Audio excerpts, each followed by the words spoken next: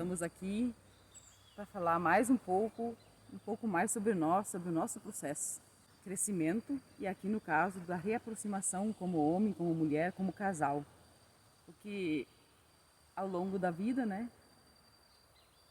as coisas vão acontecendo e a gente vai, digamos assim, se afastando um pouco um do outro, né? Porque cada um tem a sua vida profissional, cada um tem os seus afazeres. E o nosso professor... E aí nós estamos chegando, né? Quando nós entramos na escola Vida, algumas fichas começaram a cair. O nosso professor, o professor Hilário Trigo, nos trouxe ensinamentos valiosos do pensamento sistêmico, que são uma concepção, um desenvolvimento, uma criação, experiência terapêutica de Bert Hellinger, né? E foi só aí que nossas fichas começaram a cair, o que estava acontecendo conosco, o motivo do distanciamento entre nós, como homem e mulher, como casal, né? E a gente trabalhou quando jovem, né? E pensava assim, vamos construir uma vida razoável, boa, né, para nós, na nossa terceira idade, vamos cuidar para que tenhamos saúde e boas condições para a gente de repente fazer viagens. Mas viagens não preenchem o tempo todo da vida. Você faz 2 ou 3 viagens. Nós chegamos a fazer 2 ou 3 viagens, né? Por ano, né? Por ano. Os primeiros 2 anos, né? Mas daí a gente percebeu que isso também enjoa, né? Isso também enjoa. Nós só também que enjoa. virou rotina. Não nos aproxima. Nas viagens, o mesmo distanciamento havia, né? E nós não estávamos entendendo o que estava acontecendo. E aí, com o professor, nós aprendemos que para viver uma vida bonita, com paixão, com amor, com vibração, com alegria. Quando eu era mais jovem, e também na vida profissional, ainda ativa, né? Porque agora eu sou aposentada, nós somos aposentados, né? Aí eu dizia sempre que a vida é maravilhosa, eu tinha realmente uma grande paixão pela vida, porque me sentia instigada nos projetos em que eu trabalhava, e eu estava servindo a uma instituição, né? E aos interesses de uma coletividade. E isso me fazia muito bem. Então, para mim, a vida tinha paixão, né? A vida vibrava e eu me sentia útil, né? Agora, aposentada na reserva, como sou militar, né? Então, eu estou na reserva, remunerada. Isso, de repente, esse projeto que a gente tinha, né? De só, vamos nos aposentar e aí agora a gente vai viajar. Isso não é o suficiente, isso não gera paixão, porque você não está construindo nada, não está fazendo nada. Pô, mas nós somos quase sexagenários, né? O Sidney já é, né? Já tem 61, eu vou fazer 60 esse ano, né? Então, como sexagenários, terceira idade, como se costuma dizer, o que 2 aposentados, sexagenários, podem começar a fazer, né? Que projeto podem construir nessa idade? Podemos sim, mas nós não tínhamos essa visão, porque não víamos os nossos limites, né? Nós tínhamos vários limites construídos, né? Dentro de nós, um era esse, né? Vamos na nossa velhice, então aproveitar e vamos viajar. Mas isso não é desafiante, né? Não. Viajar não é desafiante. Então a gente estava em busca de desafios, né? Exato. Quando nós entramos na escola, o professor sempre falava assim, que o processo é como um descascar de cebolas, né? Você vai tirando camadas de cebola. No início eu não entendi o que ele queria dizer com isso. Como assim descascar cebolas, né? Exatamente isso. Quando nós nos aposentamos, a gente teve uma ideia, um plano, né? Bom, é essa casca de cebola agora que eu tenho que tirar, né? Aí quando nós começamos a viver a aposentadoria, a gente viu, essa casca de cebola já está ficando seca, né? Está estragando, vamos ter que tirar essa camada da cebola e partirmos para a próxima. E aí havia um distanciamento entre nós, que a gente sentia que não conseguia mais se conectar como casal, na intimidade. Nós éramos amigos apenas, nós vivíamos assim bem como amigos.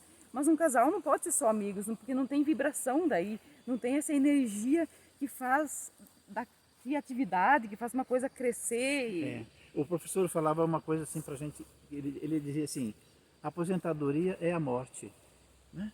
Eu falei, conta outra, né? Conta isso aí para outro, vai, né? Como é a morte? Nós trabalhamos a vida inteira para nos aposentar e poder viajar e ter uma vida leve. Não é leve, ela se torna muito pesada. Por isso que muitos que se aposentam no Entre primeiro, depressão. segundo, terceiro ano. Muitos até falecem, morrem, né? Desenvolvem doenças, porque a aposentadoria não é uma coisa leve, é muito pesada, não tem vida nisso, né? E daí então, hoje nós queremos contar um pouquinho do nosso processo de reaproximação, que tem a ver com o que nós estamos fazendo, né? E daí e fazendo o que nós estamos fazendo agora, a ideia surgiu porque, poxa, nós passamos por tantas coisas, né? Isso nós aprendemos também com o pensamento sistêmico que o professor nos trouxe, de Bert Hellinger. Nós fizemos tantas coisas na vida, vivemos tantas experiências, sofremos, passamos por dores, superamos coisas, né? Aprendemos muita coisa. E agora estamos aprendendo mais ainda. Nós somos sexagenários, eu já quase, você já é, né? Estamos aprendendo a lidar com a internet, com toda essa tecnologia, sabe? Eu lido com isso, Sidney, também desde 94 já. Mas ela está muito avançada, requer muita atenção, muito conhecimento, muitos detalhes.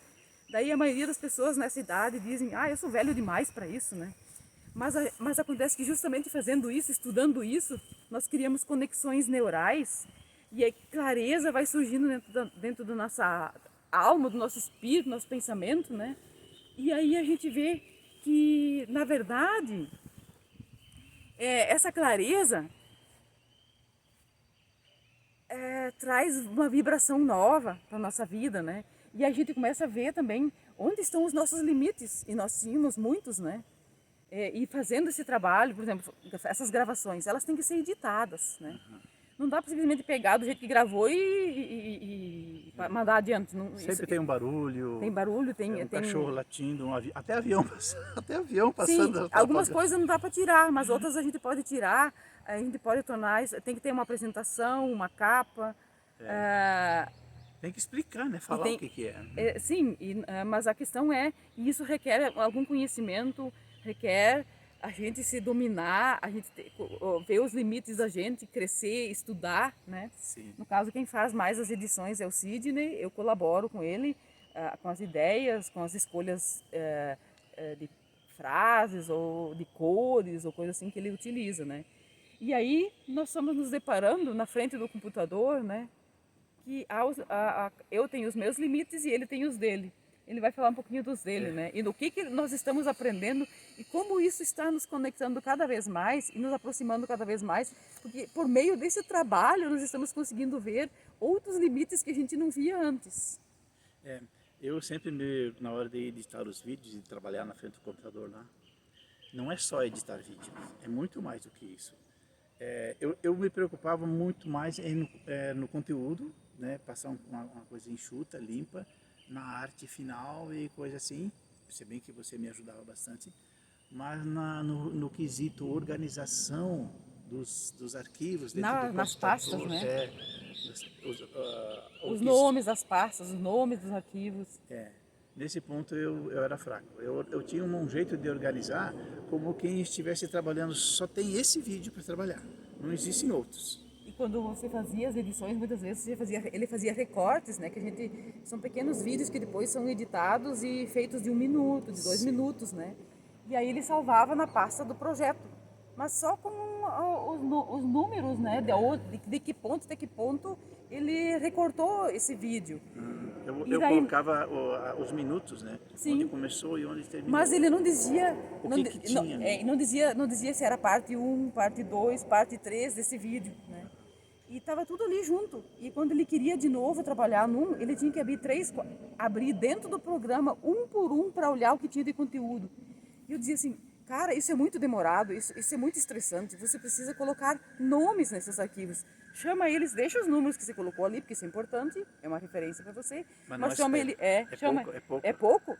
Daí você chama ele de parte 1 e depois você escreve lá. Você já sabe qual é o conteúdo, você bota um nome, sei lá, conversa sobre e diz uma palavra ali. Daí no outro, parte 2, conversa sobre, nem precisa botar conversa, você simplesmente diz sobre tal coisa, né? E aí você não precisa abrir ele no programa cada vez, se você tem 4, 5 dessas pequenas vídeos, e você vai ouvir cada um, o programa não é instantâneo, ele demora um tempo, 1 minuto, 2, até que ele abre cada um, daí fecha de novo, daí abre outro, que não pode abrir 2 ao mesmo tempo, olha quanto tempo você perde, precioso, e se estressa para poder olhar o que tem de conteúdo. E se você está isso no nome... Estava né? sendo muito demorado. Só que daí acontecia uma coisa. Na lógica dele, o que eu dizia não fazia sentido para ele. E ele ficava bravo comigo, né? E foi vários dias assim, mas eu insisti. Não, porque eu trabalho nessa organização porque eu já passei por isso. Então, eu achava as coisas e eu comecei... O segredo foi esse, botar um nome, não só na pasta, mas nos vídeos ou nos arquivos, ter lá dentro um nome de referência do conteúdo. Claro que não é o nome completo, mas de referência do conteúdo, né? E uma coisa importante é apagar aquilo que não serviu. Sim, e daí apagar o que não está mais... E ele não apagava, deixava lá, quem sabe eu vou usar depois. Nossa, então era tanto... Eu disse, mas cara, isso é lixo. Isso está te atrapalhando a tua vida e o teu dia, né? A coragem de apagar um arquivo, um vídeo que você fez. Sim, né? mas é assim que é, né? Porque ele tem o original, e no original ele nunca vai apagar. Se for preciso tirar de novo, tira de novo. Vai dar um pouquinho de trabalho, mas não tem esse lixo todo ali, né? E atrapalhando o serviço, né? Aí consegui, levei acho que 2 semanas e ele ficando bravo comigo todos os dias. Disse, não, assim não dá, assim não podemos continuar. Eu disse assim, mas cara, você precisa se organizar. Não vai dar para continuar porque você não vai conseguir mais produzir nada com esse tanto de lixo que tem ali. Sim, quando se tem 2, 3 vídeos, até que a gente consegue. E ele ficava bravo e o assunto e a gente parava o assunto, eu ficava quieto para nós não realmente brigar, né? Até que uma noite ele se dispôs e aí vem a parte do ensinamento. Ele me deu espaço seguro, tirei uma camada tirou da uma cebola. camada, me deu espaço seguro para que eu pudesse me colocar e ele me escutar sem que na mente dele tivesse havendo um diálogo paralelo, porque ele é muito mental, né? Ele sabe disso. Então, sem que dentro da mente dele tivesse tendo um diálogo paralelo, questionando o que eu estou dizendo, né? Então, esse era o grande problema. Ele ficava questionando e não escutando o que eu estava falando, e por isso que nada entrava, né? E aí ele admitiu que eu pegasse um papel. Eu disse, não vai adiantar, isso vai adiantar sim. Daí ele relaxou e deixou eu mostrar no papel como isso ficaria no computador. Aí ele disse, é verdade. Levou mais tempo do que 2 semanas, já faz, na verdade, uma vida inteira eu estou tentando mostrar para ele que se ele se organizar no computador com as pastas e nomes certos nos arquivos, ele vai perder menos tempo procurando, porque ele tem muitas pastas, ele trabalha muito no computador. Sim. E aí ele fica procurando muito, perde muito tempo procurando, e daí ele porque não tem nome nesses arquivos, né? Só tem números e datas, isso não é o suficiente. E mesmo assim, com toda essa organização no nome dos arquivos e das pastas, isso não foi o suficiente para conseguir organizar. Eu precisava ter um mapa mental de tudo isso. Sim. Então, o que eu fiz? Abri uma planilha do Excel e lá eu organizo. Daí lá ele coloca a data, o assunto, o nome do arquivo e o nome do arquivo. E aí ele entra, quando ele fez o arquivo, tem um nome, ele registra lá. E ele vai por lá e fica fácil de achar. Daí ele vai na pasta, tá lá o nome. E isso ele faz, sei lá, em 2 minutos ou 3, né? E não mais 10, 15, meia hora procurando, sabe? Ou 1 hora às vezes, né? Conforme o que era muito escondido, né? Então, mas foi uma vida que eu tentava mostrar para ele que a organização no computador, nas pastas, ia tornar a vida dele mais fácil.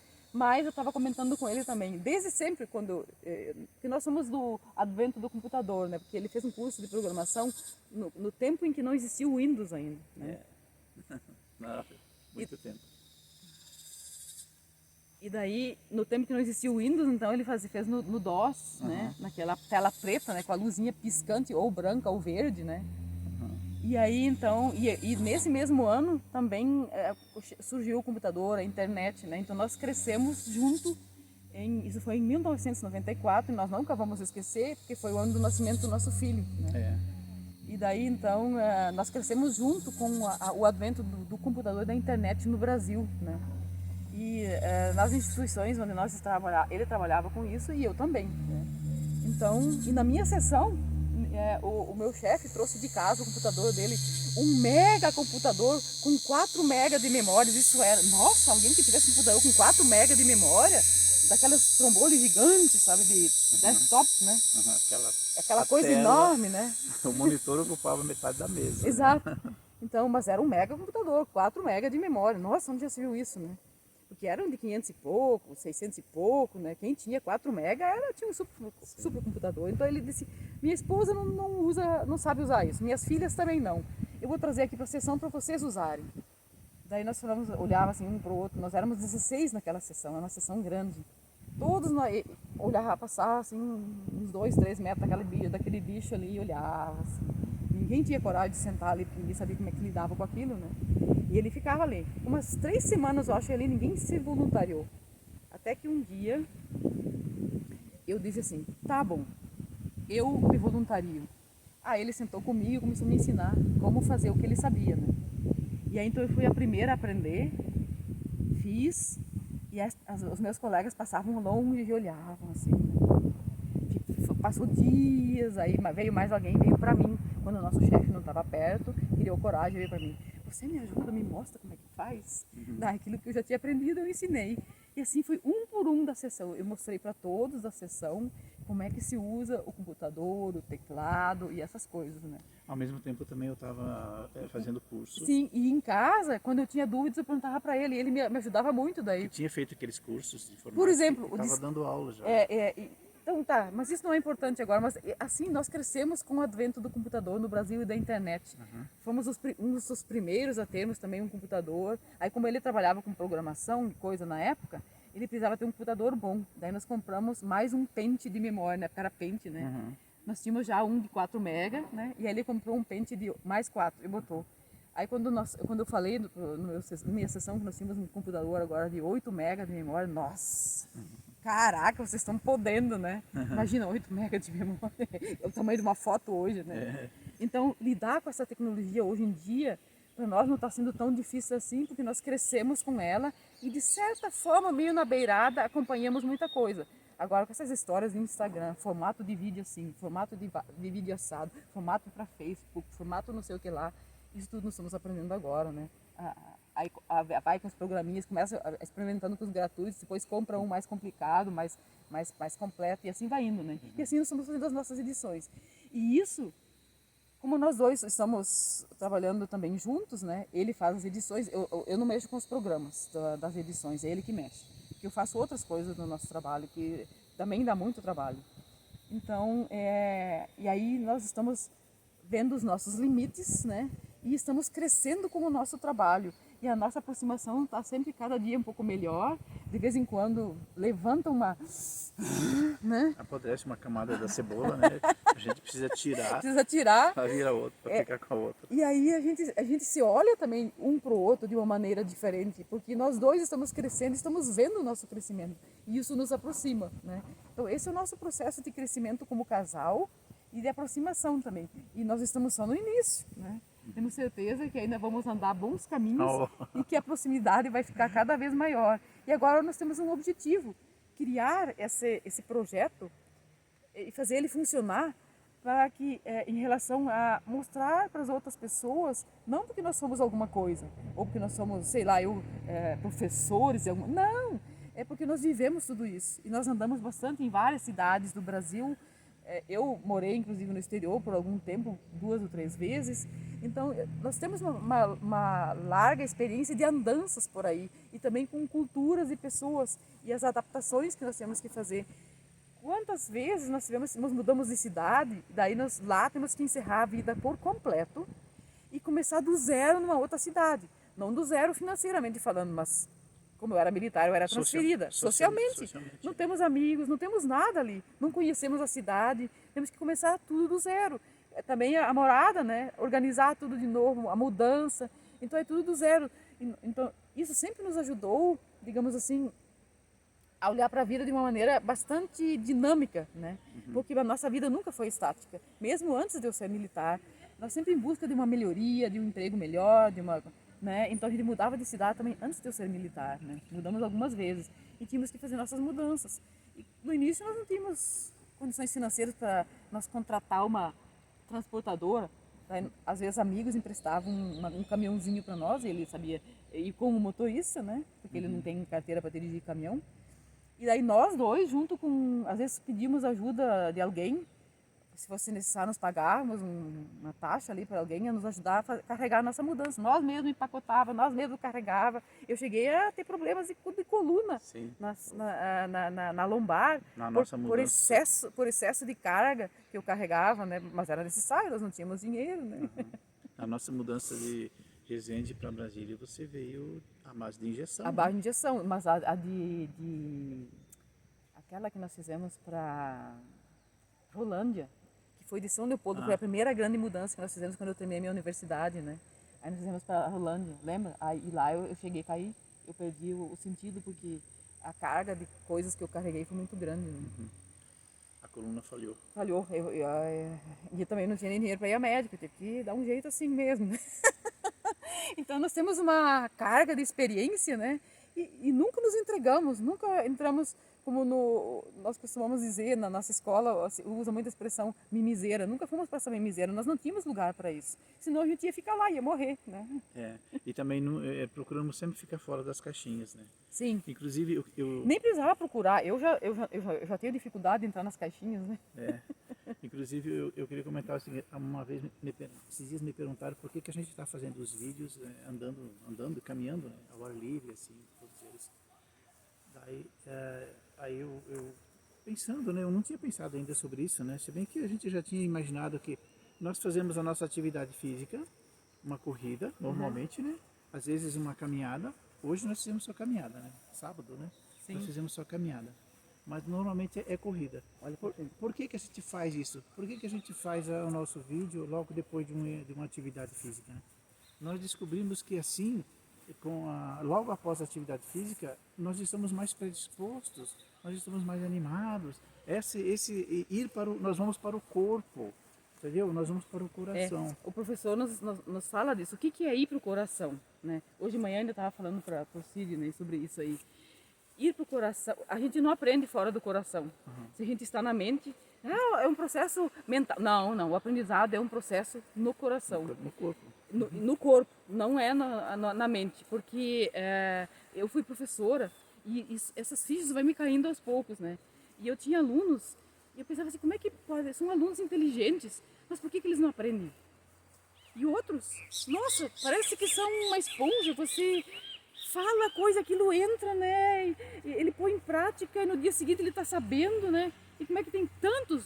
A questão é que a maioria não é assim. A maioria está na mente. E a minoria vai aprender. E aí eu entendi muito bem os ensinamentos do professor na escola atual que nós estamos, o professor Hilário Trigo, que o que é ir para o coração, né? Eu fazia isso, mas eu não tinha noção do conhecimento, digamos assim, o conhecimento em si sobre isso eu não tinha, mas eu fazia por percepção, né? E eu aprendo muito fácil, eu aprendo com uma rapidez, primeiro nessa idade que eu estou agora. Qual é a diferença? E a ficha me caiu essa semana, que é justamente isso, e aí eu me lembrei dos meus alunos. Eu dizia para eles, por exemplo, eu era professora de língua alemã. A língua alemã tem 3 artigos. Aí o que o pessoal fazia? Fazia listagens de artigos e decoravam o gênero de cada um daqueles artigos, masculinos, femininos e neutros. Eu dizia, não, gente, isso é muito complicado. Isso é trabalho hercúleo, tem uma outra forma mais simples. Como assim mais simples? Assim, cores. Você associa, você pega seu caderno, pega um caderno grande, divide ele em 3 colunas, você escreve o artigo feminino lá em cima em vermelho, o artigo neutro em verde no meio e o artigo masculino em azul à direita. Eu pedi para eles fazerem uma 4ª coluna, porque o plural na língua alemã é um só para os 3 gêneros. Então vocês dividem em 4 colunas. E na 4ª coluna você já escreve o plural numa outra cor, pode ser preta mesmo, a lápis, ou você escolhe. E aí quando você vai e não coloca o significado do lado, coloca o significado no verso exatamente em cima da mesma palavra que está aqui, desse lado de cá. Aí você consegue guardar o nome e quando você não lembra do substantivo, o significado dele, você tem que virar a página para olhar. E esse trabalho já é um processo que acontece dentro de você de memorização sem muito esforço. É uma técnica, né? Uma metodologia de trabalho, que você vai usar o seu cérebro a guardar os significados. E os gêneros, você não vai decorar cada substantivo, que esse é masculino, esse é feminino, esse é neutro. Você vai guardar, o cérebro vai guardar a cor, a coluna toda escrita de vermelho é vermelha.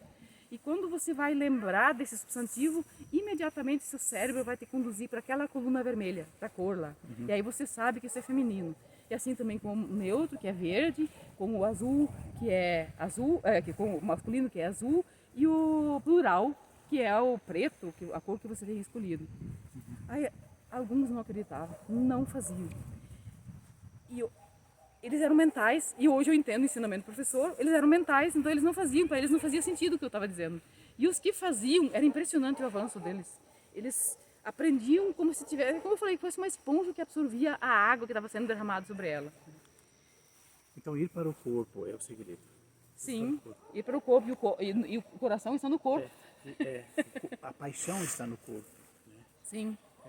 Então o que a gente faz? A gente faz a nossa atividade física, exercita, alguma coisa derrama na corrente sanguínea. Sim, é hormônio, né? Os hormônios, né? Aí isso nos facilita aqui, nos ajuda, nos dá...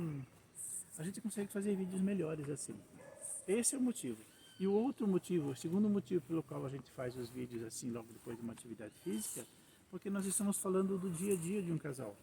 A gente não está falando de um escritório de advocacia, não estamos falando de medicina e culinária. Aí nós teríamos que usar a roupa adequada conforme a profissão daquilo que estaríamos falando, entendeu?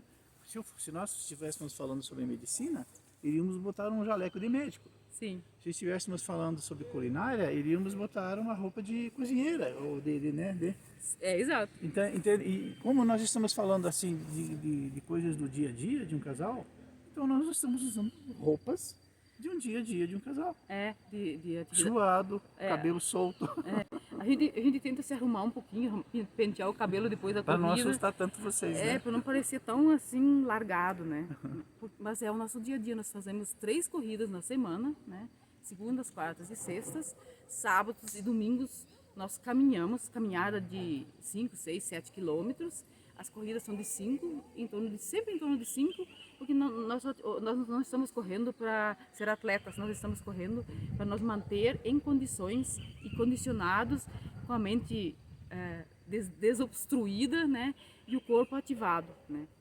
E aí nós fazemos terças e quintas-feiras exercícios localizados em casa mesmo, porque as academias, nós somos sexagenários, eles olham atravessado pra gente, porque eles não querem a gente sexagenário lá, porque eles têm medo, né? Então nós nem vamos mais, nós tentamos e aí fizeram aquelas caras e fizeram 1000 perguntas, aí não é... Foi difícil arrancar informação da recepcionista da academia. Então a gente decidiu que a academia a gente não vai, nós temos alguns halteres, pesos e material em casa, e a gente faz nossos exercícios localizados nas terças e quintas-feiras, que são necessários porque para a musculatura de quem está envelhecendo, ela fica muito flácida. Eu sinto isso no meu corpo, quando eu vou para a academia, meu corpo, eu não estou com muito peso a mais, estou com 2 quilos, eu falei, né, a mais, desde que a pandemia começou, com 2 quilos a mais. Mas a roupa está mostrando que meu corpo alargou porque está flácido. Então, sem o exercício que trabalha a musculatura na academia, só o de casa, nos mantém, mas não faz aquele trabalho que a academia faz. Mas a gente se mantém bem, né? A gente pesquisa na internet também, tá cheio de vídeos. Sim, a gente usa, e eu tenho uma longa vida de exercícios, né? De academia e também como militar, fazia sempre atividade física, todos os dias praticamente da vida profissional, né? Então, não tenho dificuldades com isso. Você nem entrou nesse esquema. Depois de 50. Mais. Eu fazia antes, mas não... Era uma caminhada que nós fazíamos, né? Mas exercícios, corridas, ele não fazia e coisa e tal. Então ele começou com corridas em 2015, né? Quando nós nos mudamos para Curitiba. Eu já estava com 55 anos. Exatamente. Então, e aí ele começou a dizer para mim, nossa, eu não sei porquê, mas me vem umas ideias, eu sinto uma clareza, uma animação, um bem-estar, depois que eu corro. Eu disse assim, bem-vindo ao grupo. Por isso que eu queria tanto sempre fazer atividade física, convidava ele. Aí caminhada ele ia fazer, mas as atividades físicas não. Daí um tempo eu consegui fazer com que ele fosse para academia por um tempo, né? Mas ele não se sentiu atraído pela academia, né? Então só agora em 2015 que ele começou a ver os reais benefícios da atividade física, né? E aí ele agora se apaixonou por isso também, né? E nós fazemos junto. Ele disse assim, eu preciso sair, fazer uma caminhada, que seja uma caminhada, porque eu não estou conseguindo mais produzir nada, ele fala. Porque ele já viu o quanto a atividade física interfere e beneficia o raciocínio. Toda vez que eu estou lá em casa travado, em branco, o cérebro não produz, vou fazer uma caminhada. Daí volta, as ideias clareiam de novo. Né? Sim. E no início eu fazia essas caminhadas, essas corridas, esses exercícios, porque eu pensava no benefício que vinha depois, né? Claro, eu não gosto de fazer a corrida, não gosto de fazer Não. exercício físico, mas eu gosto da sensação que vem depois. Muita gente diz que vai correr porque gosta de correr. Na verdade, a pessoa não parou para pensar direito. Correr em si ela não gosta não. Ela gosta daquilo que vem depois. E isso eu tive a oportunidade de compreender melhor, porque eu estudei um pouco sobre qual é o processo. Como militares, nós temos também que fazer aperfeiçoamento e cursos militares. Então eu aprendi, né, sobre esse processo de como a educação física, como a atividade física funciona no corpo. Na verdade, a corrida, ela lança no nosso organismo, é o que eu aprendi, e se vai pesquisar, vai compreender isso, que muita gente vai para as drogas, né? Usa drogas para se sentir estimulado. Qualquer tipo de droga, não precisa ser droga ilícita. Até o álcool, né? Qualquer tipo de droga, né? Qualquer tipo de coisa que joga estimulante no sangue. Café, a vinho, caipirinha, cerveja, tudo isso é um estimulante no sangue, na medida certa. Né? Quando passa disso, passa a fazer mal, né? Sim. Mas não precisa recorrer a isso. Vai fazer uma corrida que seja de pelo menos 20 minutos. Menos de 20 minutos não faz tanto efeito. Não, para quem nunca correu não pode fazer isso não. Mas para quem já está acostumado com a atividade física, 20 minutos pelo menos produz essa substância. Né? Eu não me lembro do nome dela. É uma espécie de hormônio. E ela lança isso no sangue. Depois da corrida, uns 5, 10 minutos, 15 depois, você sente algo como se você tivesse tomado um copo de cerveja. Uma sensação muito gostosa. Isso te anima, isso te acende, sabe? E é isso que é o gostoso que se quer da corrida, sabe? Então não é a corrida em si, mas o que ela produz no sangue, no organismo. E também esses exercícios de correr ou caminhar, também existem as camadas que a gente vai tirando, né? Sim. A próxima camada, a primeira é a sensação que a gente sente depois, que a gente corre o caminho por causa da sensação que sente depois. A próxima camada é quando isso vira rotina. Quando a caminhada ou correr vira rotina, aí fica leve. Sim, e na nossa escola o professor ensina, ele chama de tríade. Corpo, foco e linguagem, né? O corpo é a base. Se você não trabalha seu corpo, e aí entra também a questão da alimentação. Você vai... Uma vez também eu li um livro sobre longevidade do cérebro, né? Há muitos anos. Eu não li ele completo, mas eu li vários capítulos dele, onde o autor dizia que se você quer melhorar a sua capacidade de aprendizagem, a sua produção, a sua energia, e não está disposto a abrir mão de uma fatia de bacon com ovos e sei lá eu que coiseira, tudo na gordura de manhã, no café da manhã, pode esquecer. Ou um bife enorme, né? Frito em vez de repente um pedaço, pode ser um pedaço de carne, assado, né? Essas coisas fazem muita diferença no corpo da gente. Porque a carne em si ela é pesada para digestão. Ela, na verdade, uma vez eu fiz um curso de radiestesia e o cara que deu o curso, ele disse que a carne rouba 95% de energia do nosso corpo para ser decomposta, não é nem digerida, né? E leva muito tempo. Isso diminui a nossa energia, não aumenta ela, né?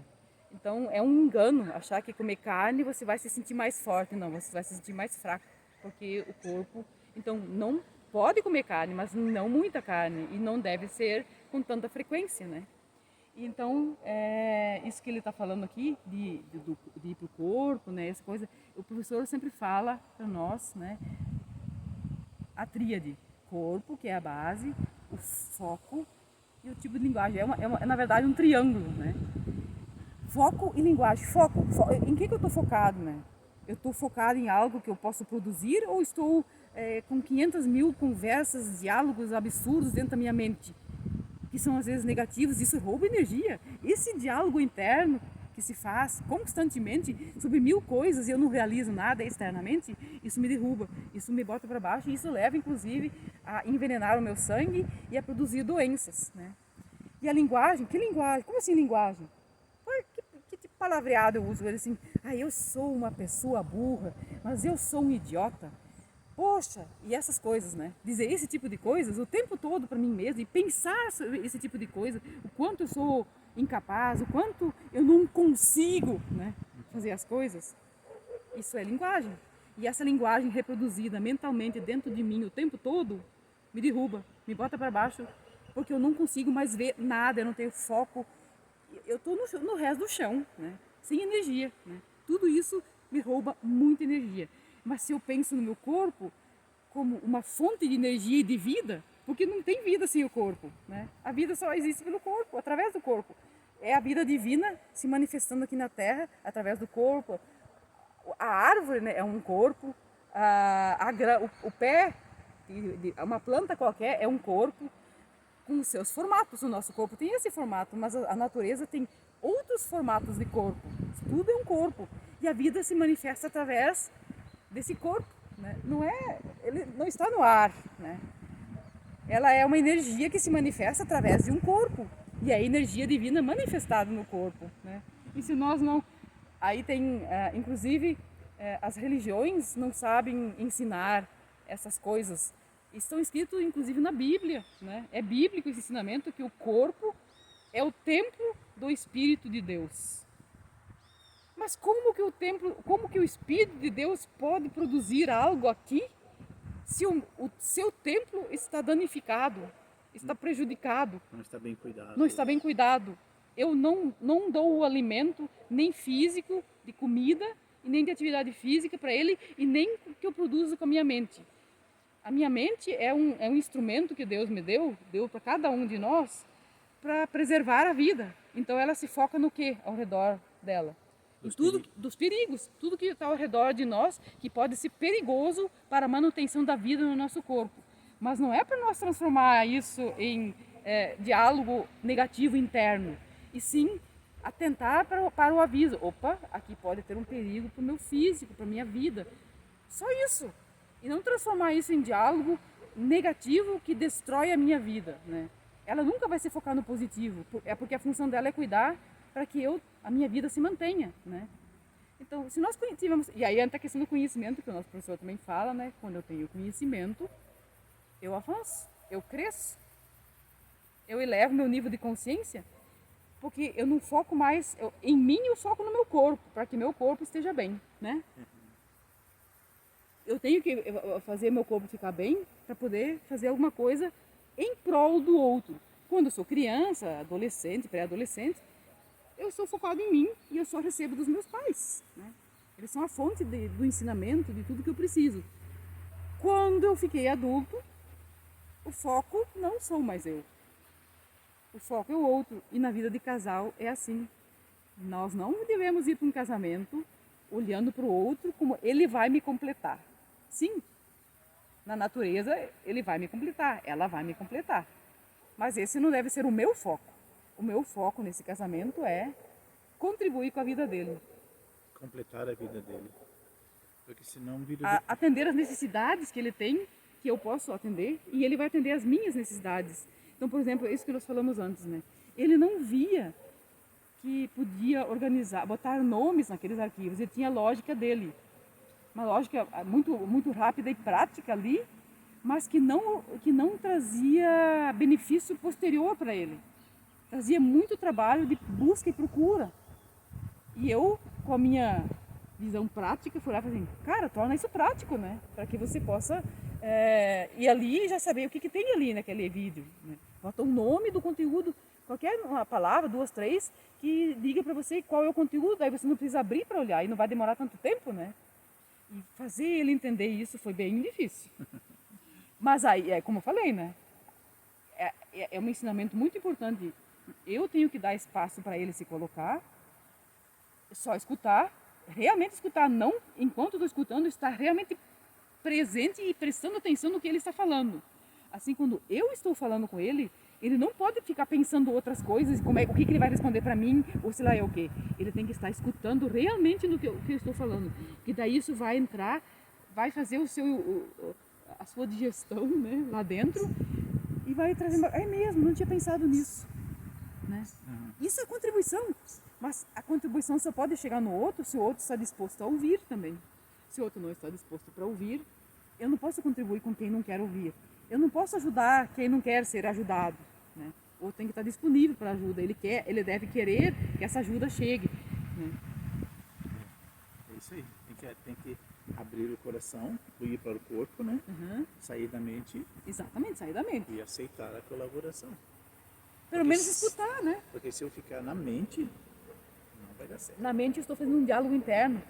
Ele está falando comigo e eu estou dialogando coisas aqui dentro e tentando pensando coisas, produzindo coisas para responder para ele, ou questionando o que ele está falando, ou dizendo que isso é bobagem, né? Como é que alguma coisa que ele está me dizendo vai ficar? Não vai ficar nada. Mesma coisa as gravações desses vídeos, né? A gente descobriu que nós, trabalhando o corpo, fazendo exercícios, correndo ou caminhando, depois a gente consegue produzir mais, produzir melhor. E como é o nosso dia a dia, é o que nós fazemos de fato, né? Então não é uma coisa que nós estamos produzindo em estúdio, não é uma coisa sofisticada e nem produzida, é uma coisa que vem de nós, no momento após a nossa atividade física. Hoje é o dia de caminhada, nós fizemos uma caminhada de quase 5 quilômetros, né? E aí nós vamos fazer essa gravação hoje. Nos outros dias também, geralmente tem uma corrida antes, porque muitas vezes nós gravamos na segunda, ou na quarta, ou na sexta, que são os dias da nossa corrida, né? Sábado e domingo é dia de caminhada. Às vezes a gente corre, mas normalmente nós caminhamos. O corpo também precisa de descanso. Não pode correr todos os dias. São 48 horas de um dia, entre uma corrida e outra. Senão a gente destrói o corpo da gente. A gente não só envelhece, como mata as células. Agora, a cada 48 horas uma corrida de 5, 6, até 10 quilômetros é saudável para quem consegue, né, correr 10, né, quem gosta, acha necessário. Mas 5 quilômetros é o ideal para manter o condicionamento físico, que dá em torno de meia hora, que é o ideal para uma corrida. E o ideal também é 3 vezes por semana. Sim, não mais que isso. Não mais que isso e também não menos que uma vez por semana, nem pensar. Não, porque isso pode ser prejudicial, pode trazer problemas coronários, cardíacos, sei lá o quê. Tem gente que já morreu por causa disso. Não dá para ser atleta de final de semana. Não. Tem que fazer alguma coisa no meio da semana. Tem que ser regular, tem que ser. O nosso professor fala de maneira consistente, ou seja, 3 vezes na semana, todas as semanas. Tá, pode ser que tem dia que chove, daí não dá. Mas se você faltar uma vez, isso não é um problema. O problema é se você corre só uma vez na semana, sei lá, meia hora e não corre os outros mais. Isso pode ser bem problemático para a sua saúde. Né? Bom, eu acho que o nosso processo aqui de reaproximação, porque o nosso objetivo, o nosso trabalho é mostrar que há sim a possibilidade de recuperar um afastamento que existe entre o casal. Porque muitas vezes o casal chega numa determinada momento, às vezes são casais jovens ainda, depois de 3, 4, 5 anos já estão com afastamento. Então, quando se juntam para fazer algo, começam a ver seus limites, né? E eles têm um projeto. Quando a gente é jovem, é construir a vida, né? Para a gente ter uma vida boa. Criar os filhos, educar os filhos. Mas depois que a gente se aposentou, nosso filho já é adulto, né? Fazer o quê? Nós temos que ter um projeto. Então, o nosso projeto agora é esse. Levar adiante aquilo que nós aprendemos, né? Os nossos erros, nossos acertos, né? E apresentar com isso algum caminho de solução, de possibilidades também para você, se esse for o seu caso, né? De estar num afastamento. Vocês se amam, né? Gostam de estar juntos, mas sente que não há mais vibração entre vocês. E vocês gostariam que voltasse essa vibração. Tem que sair da mente e ir para o corpo. Começar com atividade física é uma boa, mas juntos. No início, juntos caminhadas. Depois podem fazer. Ele gosta, por exemplo, de jogar um futebol, ou um vôlei, ou um basquete, e ela gosta de, sei lá, fazer uma academia. Então podem ir para um lugar onde tenha essas coisas, vão juntos até lá, ele faz as dele e ela faz as dela. Ou então ele gosta de musculação e ela gosta de pilates. Ele também deveria fazer pilates, é muito bom para os homens. O Sidney estava bem tortinho já, o pilates já endireitou bem as costas dele. Então a gente tem que fazer aquilo que nos potencializa, o professor sempre fala. E quando nós estamos potencializados, as ideias, a clareza vem e as ideias surgem e a gente tem força e energia para pôr em prática. Sim. Não é?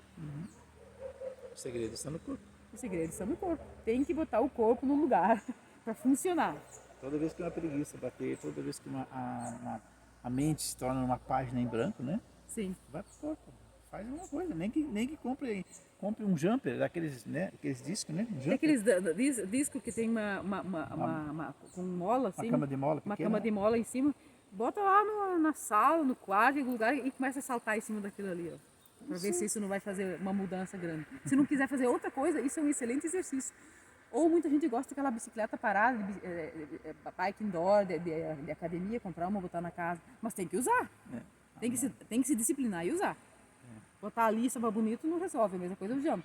O jumper, eu acho que é mais útil, viu? É mais útil, é mais fácil de carregar. Você pode botar ele de quina para não ocupar tanto espaço. A bicicleta precisa de mais espaço, né? Se tiver pouco espaço, compra um jump. E o resultado no jumper é mais rápido do que na Sim, bicicleta. bem mais rápido. Você não precisa de tanto tempo no jumper do que numa bicicleta. Já é quase que instantâneo. A bicicleta você precisa fazer um exercício de 15, 20 minutos para ter um resultado. O jump é depois de 2, 3 minutos você já está sentindo porque você pula forte ali. Sim. E é isso.